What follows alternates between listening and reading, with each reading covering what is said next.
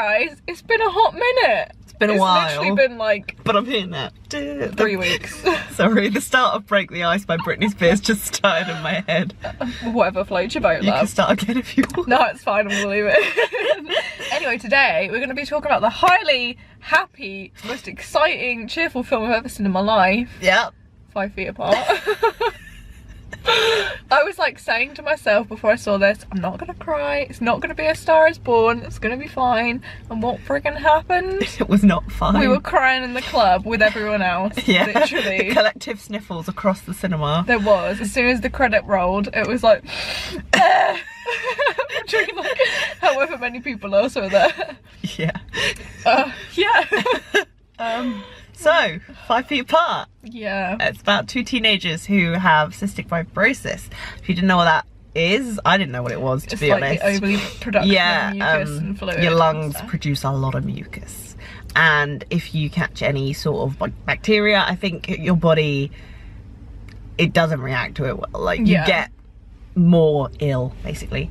Anyway, we follow the character of Stella, who's played by Haley Lou Richardson, or Richards? Haley Lou Richardson. I have no idea. I think that's what her name is. Okay. And the character of Will, who's played by Cole Sprouse. Both have cystic fibrosis, and they have this rule that when you have cystic fibrosis that you have to stand 6 feet apart at all times in case you catch bacteria. And Will has this really sort of rare type of cystic fibrosis. I can't remember what it's called. It was a long medical name. Yeah. And Stella doesn't have that, and they need to keep apart so she doesn't get, because it could be very risky to her. Yeah, and if she catches it, it means she can't have a lung transplant, which is what she's on the waiting list for. Yes. In the hospital. But alas, teenagers, they fall in love, don't they? Of course they do. Don't they? It's a bit of obviously an unconventional love story. Yeah. At the beginning, I found parts of it quite cheesy. Yeah, like when they first introduced the character of Will, I was like, am I gonna like Cole Sprouse in this? I was like, Jughead, is that you? I was like, I love him, but I'm like, is this gonna be how it's gonna be the entire time, you know? I was like, is he gonna be this like, oh, not playing by the rules the entire time? Literally, like, Jughead.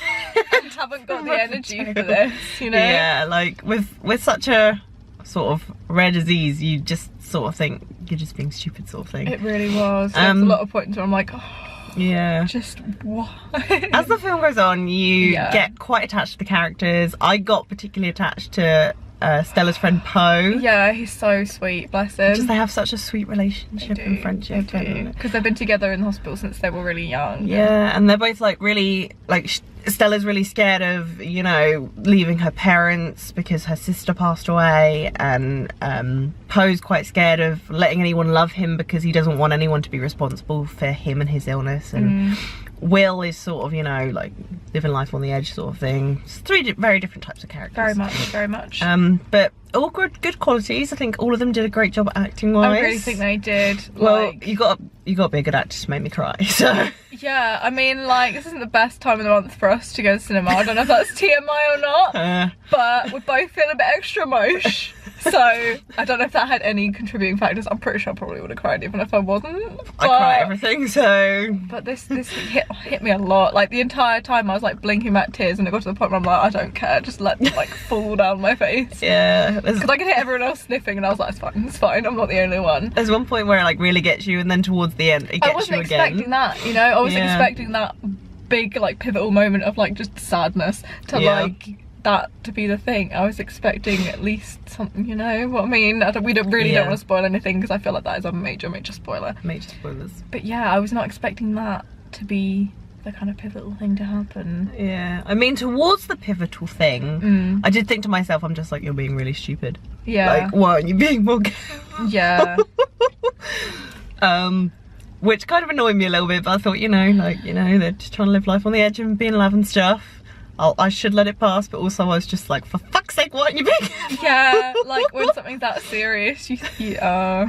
But it is what it is. I don't feel like we should say any more about the storyline because there is a lot of things that we could spoil. And I wasn't expecting any of it because I've never really seen a film like that. I suppose there is a lot of films based off people falling in love when they're in hospital, so it's not like a magical, like this has never been done before. Yeah, yeah. But I've never really, you know, cried my heart out before, you know? Yeah. Yeah. I didn't really know what to expect from the film. I'd already like seen the trailer and knew what it was about. You kind of expect the sadness and the I thought it was going to be a lot cheesier than it was, and it did obviously have its cheesy moments in, but I feel like they were like, because of the circumstances, I think it was allowed to be a little bit cheesy. A little bit. Because if you're like terminally ill, I feel like you're allowed to have those cliche moments, you know? Because otherwise you're not going to have the human cliche experience. And it would literally just be the most depressing film ever. It really was, and it was pretty depressing already. So thank God for the cheesy moments.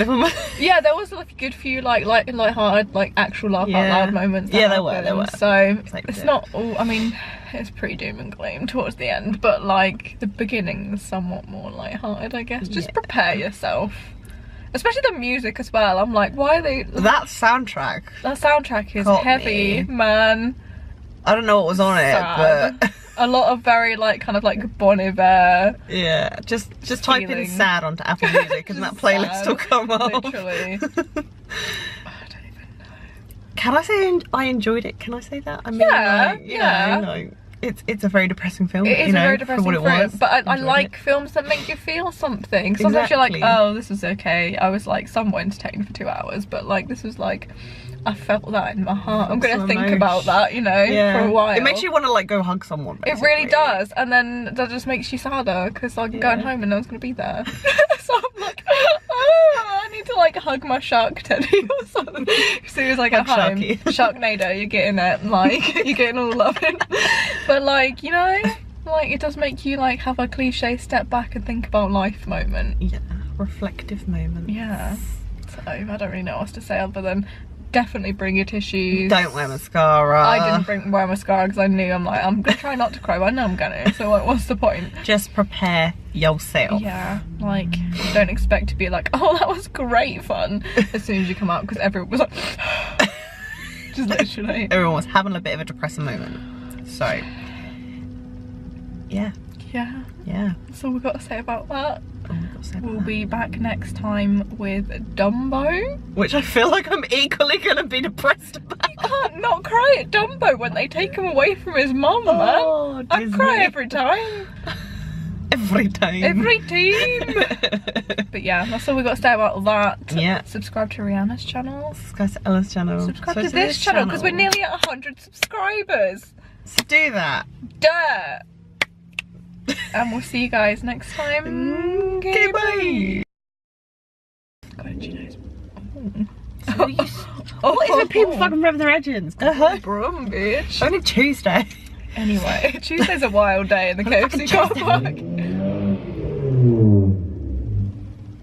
It was like a fucking Nissan Micra from like That's some guy 1902. Literally from like 1902. Like